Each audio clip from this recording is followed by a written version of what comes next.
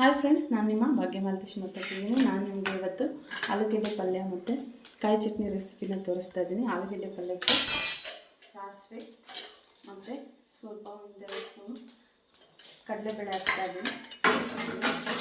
ಅದಾದಮೇಲೆ ಸ್ವಲ್ಪ brown colour fry ಮಾಡಿ, ಅದಾದಮೇಲೆ ಕರಿಬೇವು,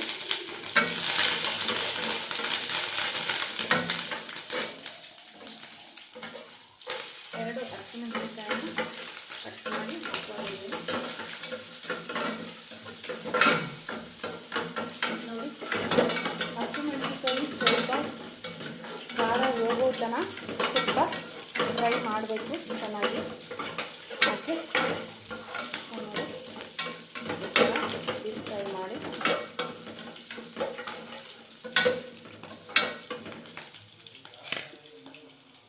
ನೋಡಿ. ಈಗ ನಾನು ಆಲೂಗೆಡ್ಡೆ ಪಲ್ಯಕ್ಕೆ ಹೆಚ್ಚಿಟ್ಕೊಂಡಿರ್ತಕ್ಕಂಥ ಚಿಕ್ಕದಾಗಿ ಈರುಳ್ಳಿ, ಒಂದು ಟೊಮೊಟೊ, ಕೊತ್ತಂಬರಿ ಮತ್ತು ಒಂದು ಬೌಲಷ್ಟು ಕಾಯಿ ತೊಗೊಂಡಿದ್ದೀನಿ.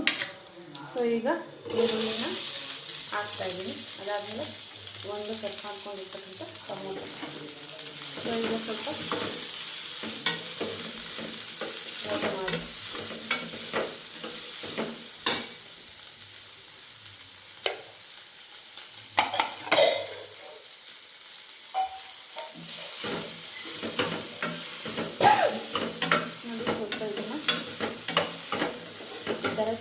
ಫ್ರೈ ಮಾಡಿ ಚೆನ್ನಾಗಿ ಫ್ರೈ ಮಾಡಿ ಆದಮೇಲೆ 2 ಸ್ಪೂನ್ ಆಫ್ ಸಾಲ್ಟ್ನ ಹಾಕ್ಕೊತಾ ಇದ್ದೀನಿ. ರುಚಿಗೆ ತಕ್ಕಷ್ಟು ಸಾಲ್ಟ್ ಹಾಕ್ತಾಯಿದ್ದೀನಿ. ಹಾಕ್ತಾ ಇದ್ದೀವಿ ಏಕೆಂದರೆ ಆ ಸಾಲ್ಟು ಸ್ವಲ್ಪ ಕಡಿಮೆನೇ ಹಾಕ್ಕೊಳ್ಳಿ. ಏಕೆಂದರೆ ನಾವು ಆಲೂಗೆಡ್ಡೆನ ಬೇಯಿಸುವಾಗ ಕೂಡ ನಾವು ಸಾಲ್ಟ್ನ ಆ್ಯಡ್ ಮಾಡಿರ್ತೀವಿ. ಹಾಗಾಗಿ ತುಂಬ ಜಾಸ್ತಿ ಸಾಲ್ಟ್ ಕೂಡ ಆಗಬಾರ್ದು. ಓಕೆ, ಸೊ ಅದಾದಮೇಲೆ ನಿಮಗೆ ಒಂದು 1/2 ಟೇಬಲ್ ಸ್ಪೂನ್ ಆಫ್ ಅರಿಶಿನ, ಟರ್ಮರಿಕ್ ಹಾಕ್ಕೊತಾ ಇದ್ದೀನಿ. ಲೈಟಾಗಿ ಹಾಕ್ಕೊಳ್ಳಿ, ಯಾಕೆಂದರೆ ತುಂಬ ಅರಿಶಿನ ಜಾಸ್ತಿ ಆದರೂ ಕೂಡ ಟೇಸ್ಟು ಅಷ್ಟು ಚೆನ್ನಾಗಿರಲ್ಲ.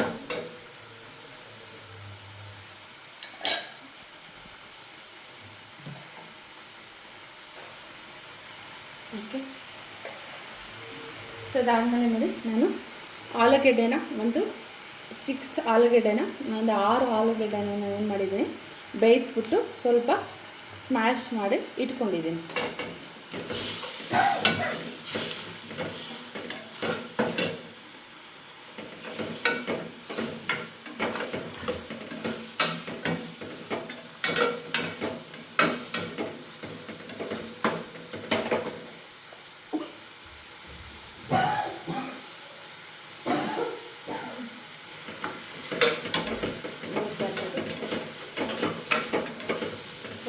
ಸ್ವಲ್ಪ ಫ್ರೈ ಆಗಲಿ.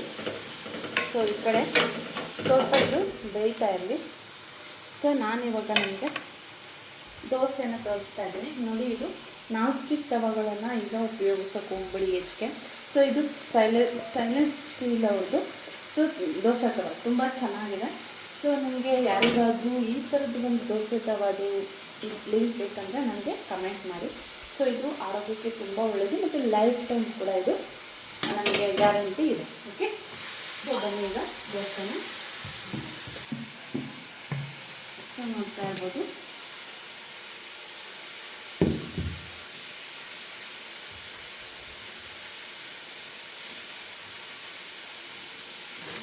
ನಮಗೆ ಎಷ್ಟು ಅಗಲ ಬೇಕೋ ನಮಗೆ ಅಷ್ಟು ಅಗಲನೂ ಕೂಡ ನಾವು ದೋಸೆನ ಮಾಡ್ಕೊತೀವಿ.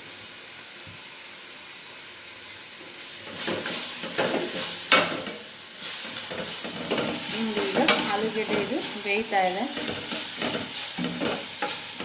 ಪಲ್ಯ. ಸೊ ಇದಾಗಿದೆ.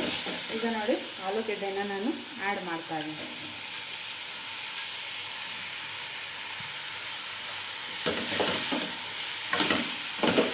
ಸೊ ನೋಡಿ, ಈ ಥರ ಆಲೂಗೆಡ್ಡೆನ ಆ್ಯಡ್ ಮಾಡ್ತಾ ಇದ್ದೀನಿ. ನೋಡಿ, ಈಗ ಒಂದು ಬೌಲಷ್ಟು ಕಾಯಿನ ತೊಗೊಂಡಿದ್ದೀನಿ. ಇದನ್ನು ಕೂಡ ಮಿಕ್ಸ್ ಮಾಡ್ತಾ ಇದ್ದೀನಿ. ಈಗ ಕೊತ್ತಂಬರಿ ಸೊಪ್ಪನ್ನು ಎಂಡಲ್ಲಿ ಈ ಥರ ಹಾಕ್ಕೊತಾ ಇದ್ದೀನಿ. ನೋಡ್ತಾ ಇರ್ಬೋದು. ಸೊ ನೋಡಿ, ಸೊ ನೋಡ್ತಾ ಇರ್ಬೋದು ಈ ಥರ ಚೆನ್ನಾಗಿ ಮಿಕ್ಸ್ ಮಾಡ್ಕೊಳ್ಳಿ ಈ ಥರ ನೋಡಿ.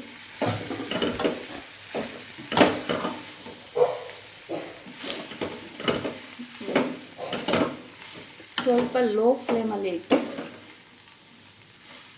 ಈ ಥರ ಪಲ್ಯನ ರೆಡಿಯಾಗಿದೆ. ಸೊ ನೋಡಿ ಎಷ್ಟು ಚೆನ್ನಾಗಿ ಪಲ್ಯ ಆಗಿದೆ ಅಂತ ಹೇಳಿ. ಸೊ ಇದಕ್ಕೆ ಜಸ್ಟ್ ಒಂದು 10 ಮಿನಿಟ್ಸಲ್ಲಿ ನಮಗೆ ಇದೆಲ್ಲ ರೆಡಿಯಾಗಿ ಹೋಗ್ಬಿಡುತ್ತೆ. ಓಕೆ, ನೋಡ್ತಾ ಇರ್ಬೋದು. ಸೊ ಹೀಗಿದೆ, ಇದು ಆಲೂಗಡ್ಡೆ ಪಲ್ಯ ಆಯಿತು. ಸೊ ಈಗ ನಾವು ದೋಸೆಗೆ ಬರೋಣ. ನೋಡಿ ಎಷ್ಟು ಚೆನ್ನಾಗಿ ಬಂದಿದೆ ದೋಸೆ ಅಂತ ಹೇಳಿಬಿಟ್ಟು ನೋಡ್ತಾ ಇರ್ಬೋದು ನೀವೇ ಕೂಡ, ಎಷ್ಟು ಕ್ರಿಸ್ಪಿಯಾಗಿ ಬಂದಿದೆ ಅಂತ ಹೇಳಿ.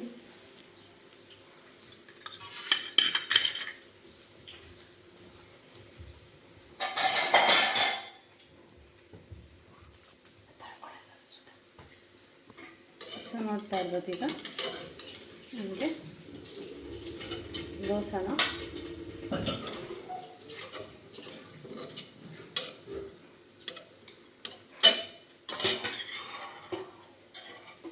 ನೋಡ್ತಾ ಇರ್ಬೋದು ಎಷ್ಟು ಕ್ರಿಸ್ಪಿಯಾಗಿ ಬಂದಿದೆ ದೋಸೆ ಅಂತ ಹೇಳಿಬಿಟ್ಟು.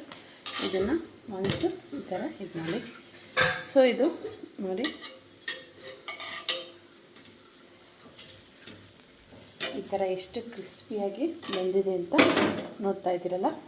ಸೊ ಫ್ಲೇಮಲ್ಲಿಡಿ. ಸೊ ಈಗ ಇಲ್ಲಿ ಪಲ್ಯ ರೆಡಿಯಾಗಿದೆ. ಸೊ ಈಗ ರೆಡಿಯಾಗಿದೆ. ಸೊ ಈಗ ನಾವು ಸರ್ವ್ ಮಾಡೋಣ. ಓಕೆ,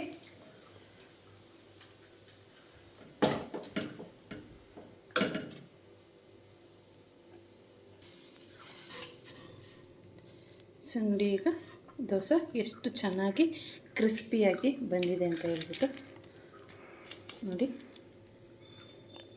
ಎಷ್ಟು ಚೆನ್ನಾಗಿ ಆಗಿದೆ ಅಂತ ಹೇಳಿ. ರೆಡಿ ಟು ಈಟ್ ದೋಸೆ ಮತ್ತು ಕಾಯಿ ಚಟ್ನಿ ಮತ್ತು ಆಲೂಗೆಡ್ಡೆ ಪಲ್ಯ ಜೊತೆ ಸೊ ತುಂಬ ಚೆನ್ನಾಗಿದೆ ನೋಡಿ, ಎಷ್ಟು ಕ್ರಿಸ್ಪಿಯಾಗಿ ಗರಿ ಗರಿಯಾಗಿ ಬಂದಿದೆ ಅಂತ ದೋಸೆ. ಹೋಟೆಲ್ ಸ್ಟೈಲಲ್ಲಿ ನಿಮಗೆ ದೋಸೆ ರೆಡಿಯಾಗಿದೆ ನೋಡ್ತಾ ಇರ್ಬೋದು. ಸೊ ಇದ್ರದ್ದು ತವಾದು ನಿಮಗೆ ಲಿಂಕ್ ಬೇಕಂದರೆ ನೀವು ನನಗೆ DM ಮಾಡಿ. ಸೊ ನಾನು ನಿಮಗೆ ಇದ್ರ ಬಗ್ಗೆ ತಿಳಿಸ್ಕೊಡ್ತೀನಿ. ಇದು ತುಂಬ ಚೆನ್ನಾಗಿದೆ ತವಾ. ಇದು ಸ್ಟೈನ್ಲೆಸ್ ಸ್ಟೀಲ್ ಆಗಿರೋದ್ರಿಂದ ನಿಮ್ಮ ಆರೋಗ್ಯಕ್ಕೆ ತುಂಬಾ ಒಳ್ಳೆಯದು. ಸೊ ಈ ಲಿಂಕು ನಿಮಗೆ ಬೇಕಂದರೆ ನೀವು ಕಮೆಂಟಲ್ಲಿ DM ಮಾಡಿ. ಸೊ ನಾನು ನಿಮಗೆ ಈ ದೋಸೆ ತವಾದು ಲಿಂಕು ಕೂಡ ನಾನು ನಿಮಗೆ ಶೇರ್ ಮಾಡಿ ಕೊಡ್ತೇನೆ. Okay, so ready to eat dosa, ಆಲೂಗೆಡ್ಡೆ ಪಲ್ಯ ಮತ್ತು ಕಾಯಿ ಚಟ್ನಿ. Thank you all.